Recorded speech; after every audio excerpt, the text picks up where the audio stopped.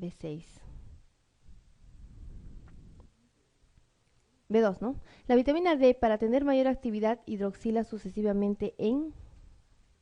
Entonces, la vitamina D, recuerden que llega a la piel en forma de colecalciferol, luego se transforma en el hígado, se hidroxila primero en el hígado y después se hidroxila en el riñón para formar la vitamina D activa, que es la 1,25 dihidroxicolecalciferol. Entonces la respuesta es la C. No, la enzima es la 1-hidroxilasa, 1-alfa hidroxilasa. Los fumadores requieren un aporte extra de... Bueno, la nicotina degrada casi todas las vitaminas, ¿no? Degrada, las metaboliza muy rápido. Pero hay una de ellas que está completamente deficiente y necesita un aporte extra, que es el ácido ascórbico. La deficiencia de vitamina K en los adultos se debe principalmente a ver, ¿en cuál de estas situaciones habría una deficiencia de vitamina K? En la cirrosis hepática. Paciente de 43 años de edad con hábito enólico, muy importante, más de 150 gramos al día. Es traído a urgencias por ser hallado inconsciente tras una ingesta aguda de alcohol. A la exploración destacan hemorragias perifoliculares, púrpura y equimosis en las extremidades y pérdida de los dientes. ¿Cuál de los siguientes déficits vitamínicos es más probable? Bueno, ahora vamos a hacer una revisión de algunas alteraciones electrolíticas importantes. Los electrolitos más importantes y más abundantes en el organismo son el sodio y el potasio. La concentración de sodio en el extracelular es de 135 a 145 milimoles o miliequivalentes por litro. Y el potasio va de 3.5 a 5 miliequivalentes por litro. Además, sabemos que el potasio es el principal electrolito intracelular y el sodio es el principal electrolito extracelular. La alteración electrolítica más frecuente en la clínica es la hiponatremia. Entonces, la hiponatremia puede deberse a múltiples causas. Cuando hagamos el abordaje etiológico de la hiponatremia, vamos a clasificar a los pacientes en 3 grandes grupos de acuerdo a su composición de agua corporal. En primer lugar tenemos a los pacientes hipovolémicos, es decir, a los pacientes deshidratados. Luego tenemos a los pacientes euvolémicos, es decir, aquellos donde no hay ni deshidratación ni hiperhidratación. Y los pacientes hipervolémicos, aquellos que concentran mayor cantidad de agua corporal, o que se caracterizan por la presencia de edemas. Entonces, tengo paciente con hiponatremia y lo clasifico en uno de estos 3 grupos. Luego, el siguiente paso a realizar es la medición del sodio en orina de 24 horas. Si tengo un paciente hipovolémico y le hago la medición del sodio en orina y está más de 20, es decir, está aumentado el sodio en orina, quiere decir que está perdiendo el sodio por la orina, ¿no? Se está deshidratando, está perdiendo agua y sodio. Entonces aquí tenemos todas las causas que pueden estar presentes en esta situación. Puede ser un exceso de uso de diuréticos, puede haber un déficit de mineralocorticoides, es decir, un déficit de aldosterona, la nefritis pierde sal, el síndrome de pierde sal cerebral, la bicarbonaturia, que se caracteriza por la acidosis tubular renal, alcalosis metabólica, cetonuria o diuresis osmótica, como se produce en los pacientes con diabetes descompensada o en los pacientes que tienen insuficiencia o enfermedad renal crónica avanzada. Entonces, cualquiera de estas situaciones nos indican que se está perdiendo el sodio por la orina y ahí la pérdida es entonces a ese nivel. Pero si este paciente deshidratado tiene el sodio en orina bajo, quiere decir que la pérdida de sodio y agua no es por el riñón, es por otra zona, es una pérdida extrarrenal. Puede ser vómitos excesivos, diarrea, la presencia de tercer espacio, por ejemplo, en una peritonitis, en una sepsis, quemaduras, grandes quemados o por sudor, ¿no? En la fibrosis quística. En cualquiera de estas situaciones donde hay pérdida de agua y sodio, obviamente el tratamiento tiene que ser con suero salino, hay que reponer sodio y agua. En el caso del paciente que tiene el volumen normal, ¿no?, sin edema, sin deshidratación, en todos estos casos el paciente siempre va a tener una pérdida renal abundante de sodio. ¿Qué causas, qué enfermedades se van a presentar en esta situación? La deficiencia de glucocorticoides, es decir, la insuficiencia suprarrenal. El hipotiroidismo sin tratamiento. Un estrés físico o emocional muy intenso. Algunas drogas. La intoxicación con agua, ¿no?, pacientes que toman grandes volúmenes de agua, por ejemplo en la polidipsia psicógena, y el síndrome de secreción inadecuada de hormona antidiurética. En todas estas situaciones donde existe la hiponatremia sin alteraciones en el volumen, entonces se recomienda hacer la restricción hídrica. Y en los pacientes en los cuales la hiponatremia se asocia a hipervolemia, es decir, es un paciente edematoso, igualmente se mide la concentración de sodio en orina de 24 horas y si está elevado, quiere decir que hay una falla renal aguda o crónica, y si está disminuido, hay que buscar otras causas como el síndrome nefrótico, la insuficiencia cardíaca congestiva o la cirrosis. En estas situaciones donde hay edema también hay que restringir agua. Dentro de las patologías que nos compete, ¿no?, es el síndrome de secreción inadecuada de hormona antidiurética. Esta patología se va a caracterizar porque la hormona antidiurética se produce en mayor cantidad de lo normal. Recuerden que la hormona antidiurética se produce en el hipotálamo y se almacena en neurohipófisis. Entonces, la hormona antidiurética el aumento de la hormona antidiurética, ya hemos visto antes, va a generar disminución del volumen urinario, aumento del volumen plasmático y disminución del sodio plasmático, ¿no?, que es el CIHAT. La disminución produce exactamente lo contrario, aumento del volumen urinario, disminución del volumen plasmático, hipernatremia, que se presenta en diabetes insípida. ¿En qué situaciones se presenta el CIHAT? En realidad, la mayoría de las causas de CIHAT son desconocidas. Muchas veces podemos diagnosticar CIHAT, mas no su causa. Es más frecuente en la presencia de tumores o neoplasias cerebrales, enfermedades pulmonares como la tuberculosis, los abscesos de pulmón, las neumonías, el asma o algunas neoplasias pulmonares. El uso de algunos fármacos como la nicotina, la clorpropamida, la carbamazepina, fármacos antidepresivos o fármacos antineoplásicos. Enfermedades neurológicas como síndrome de Guillain-Barré, esclerosis múltiple, meningitis y traumatismos cráneoencefálicos.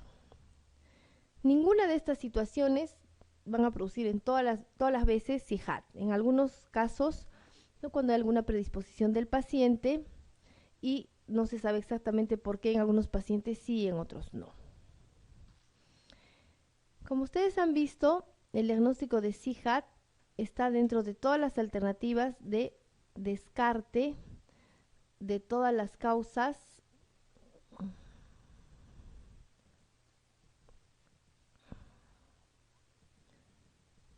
de hiponatremia. Entonces, en todas las situaciones de hiponatremia, el CIHAT es una de las últimas causas. Entonces, para diagnosticar CIHAT, primeramente, ¿no?, en este grupo de enfermedades tengo que haber descartado casi todas las otras para poder decir que estoy frente a un CIHAT, y esto va a estar asociado a algunos criterios de diagnóstico. Entonces, ¿cuáles son los criterios de diagnóstico? Primero, tengo que ver que el paciente se encuentre en normovolemia, es decir, que no exista tercer espacio, no hay edemas, ni existe hipovolemia, no haya signos de deshidratación. El paciente debe estar euvolémico. En segundo lugar, hay que descartar otras causas de hiponatremia euvolémica, como es la insuficiencia suprarrenal, el hipotiroidismo y el uso de los diuréticos tiazídicos. En tercer lugar, la osmolaridad plasmática tiene que estar disminuida, ¿no?, porque hay hiponatremia, y la osmolaridad urinaria tiene que estar bastante elevada. La concentración de sodio en orina también debe ser elevado. Entonces, con estos criterios diagnósticos y después de haber descartado las otras causas, puedo hacer el diagnóstico de CIJAT. ¿Cuál sería el tratamiento de la hiponatremia?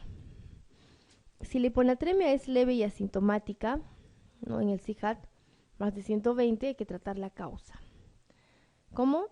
¿Y qué es lo que se hace? Se restringen los diuréticos o se mejora la administración de sodio.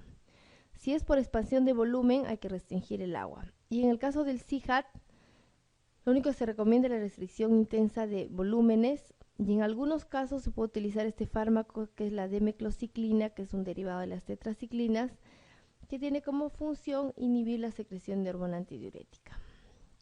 Solamente si se presentan síntomas de intoxicación acuosa, es decir, convulsiones, o el sodio está menos de 115, entonces se recomienda realizar la reposición lenta del sodio para evitar la mielinolisis pontina central, porque si le damos una carga grande de sodio, puede producir lisis en las células y producir alguna alteración a ese nivel.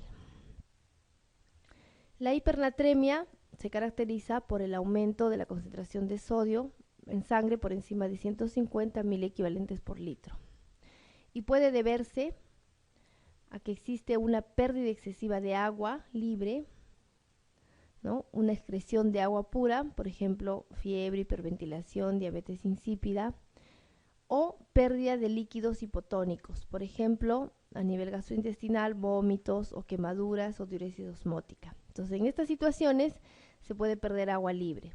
Entonces, al perderse agua libre, la concentración de sodio en sangre aumenta. Lo otro es que sería una ganancia excesiva de solutos, o sea, hay mayor ingesta de sodio en relación a la ingesta de agua. Esto solamente se va a dar en situaciones iatrogénicas, ¿no? Por ingestión de fórmulas hipertónicas, por ejemplo, le damos nutrición artificial, le damos más sodio de lo normal, o hay una sobrecarga intravenosa de soluciones hipertónicas. El tratamiento de la hipernatremia siempre hay que corregir la causa y se realiza con la reposición de agua libre. Si el paciente está consciente, es mejor que tome vía oral. Pero si no está consciente o no tolera la vía oral, se administra por vía endovenosa, puede ser dextrosa, coloides o solución salina normal si el paciente está en shock. La corrección de la hipernatremia, es decir, la reposición de volumen, debe ser lenta para evitar el edema cerebral. ¿Cómo se corrige el déficit de agua?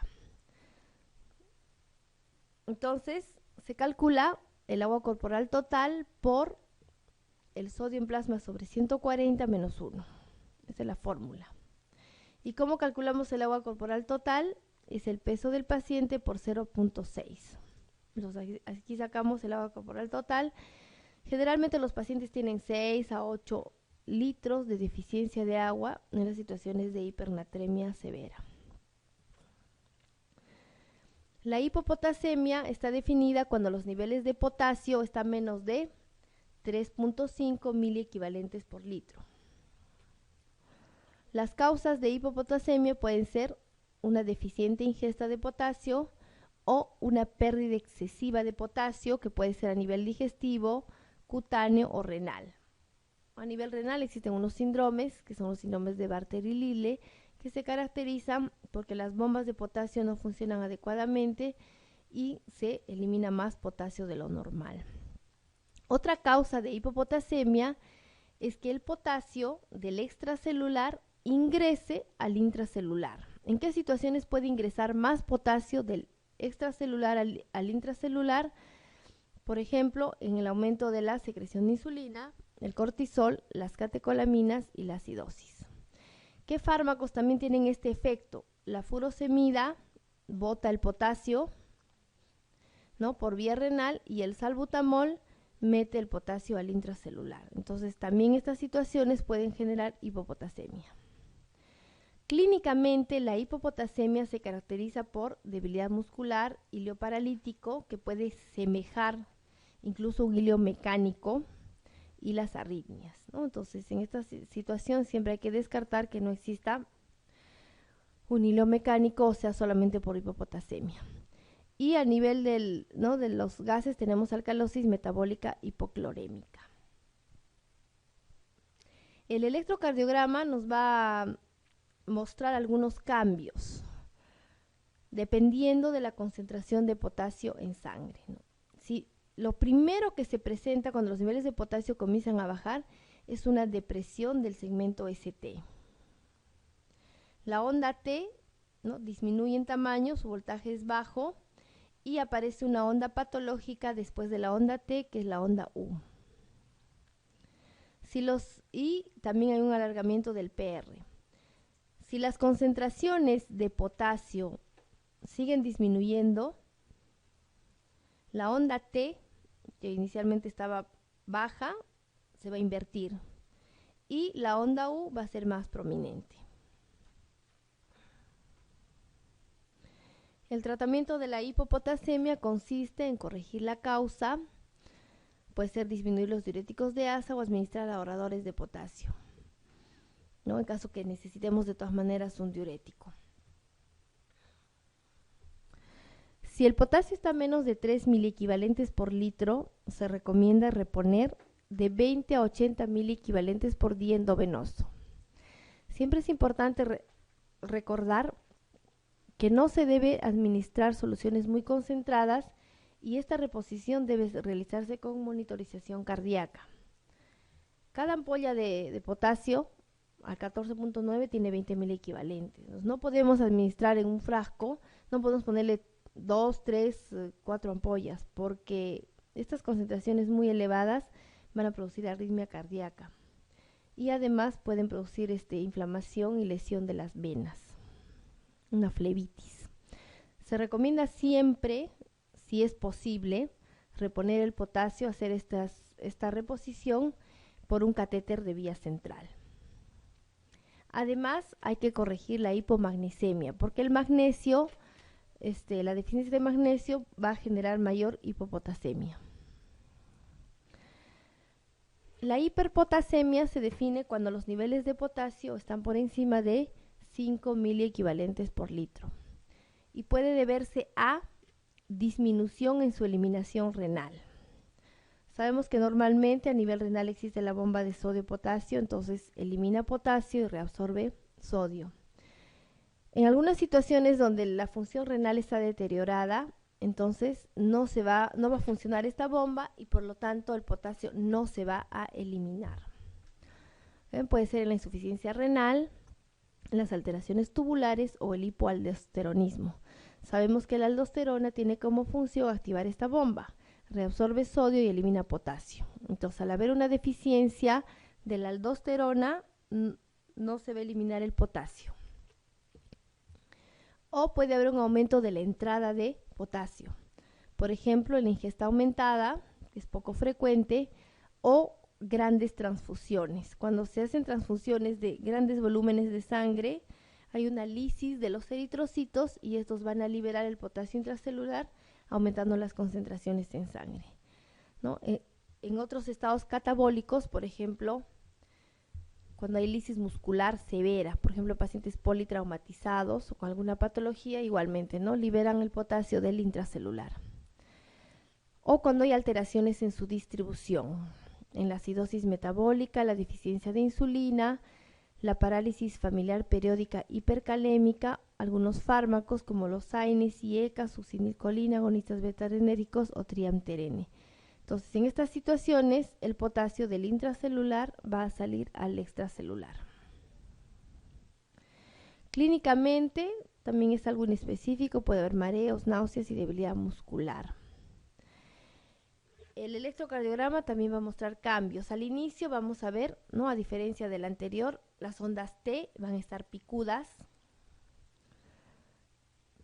Luego, ¿no?, si el potasio sigue aumentando, va a haber un aplanamiento de la onda P y un alargamiento del PR. Luego se va a ensanchar el complejo QRS, un ensanchamiento también del segmento ST, puede haber taquicardia y fibrilación ventricular.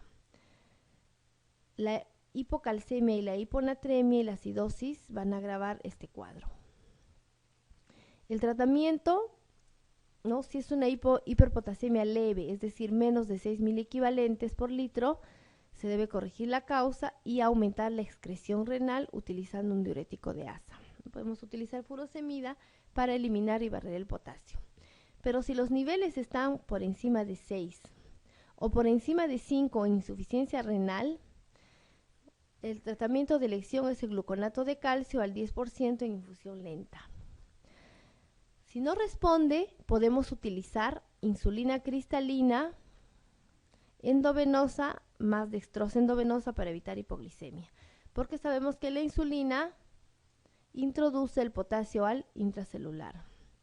También podemos utilizar inhalaciones de agonistas beta, por ejemplo salbutamol, claro, con la consecuente taquicardia que producen estos, ¿no? Pero también estos meten el potasio al intracelular. Y cuando no responde a ninguna de estas medidas, se debe aumentar su eliminación renal utilizando hemodiálisis. Y no se recomienda utilizar bicarbonato de sodio porque esto empeora la alcalosis metabólica.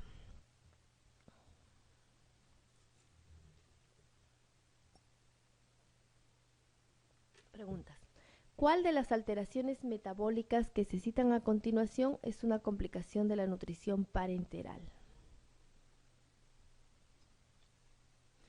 Como habíamos visto antes, la nutrición parenteral utiliza las fórmulas preparadas, ¿no? Con una concentración de carbohidratos, lípidos, proteínas, minerales.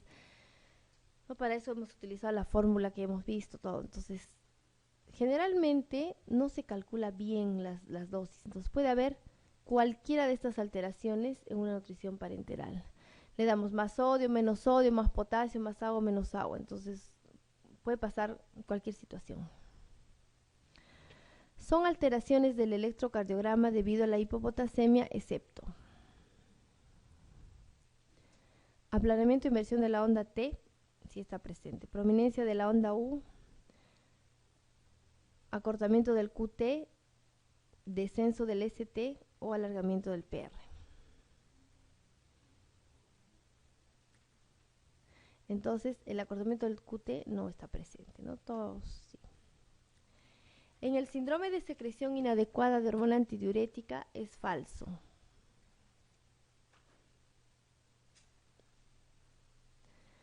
La osmolaridad urinaria es generalmente superior a la plasmática. La hiponatremia aumenta con el aporte de líquidos. Aumentan los valores plasmáticos de creatinina y urea. Se corrige restringiendo el aporte de líquidos. La hiponatremia se debe a retención de agua. Entonces sabemos que en el CIHAT la orina está concentrada, ¿no? Está aumentada y la plasmática está disminuida. La primera es verdadera. La hiponatremia aumenta con el aporte de líquidos. Sí, porque en el CIHAT hay una retención de agua extracelular, entonces puede aumentar la hiponatremia. Aumentan los valores plasmáticos de creatinina y urea. No, esa es falsa. Se corrige restringiendo el aporte, es verdadero, y la hiponatremia se debe a retención de agua, verdadero. Entre las siguientes causas, señale la que no produce síndrome de secreción inadecuada de hormona antidiurética. Entonces, el CIHAT se debe a muchas causas, la mayoría pueden ser enfermedades pulmonares o enfermedades neurológicas. Entonces, ¿cuál de estas no produce CIHAT? Sería la hiperglicemia. ¿Cuál de los siguientes fármacos no produce secreción inadecuada de hormona antidiurética? En realidad se han descrito muchísimos fármacos que pueden estimular la secreción de hormona antidiurética, ¿no? Pero dentro de estos, el que no se ha descrito es la glibenclamida.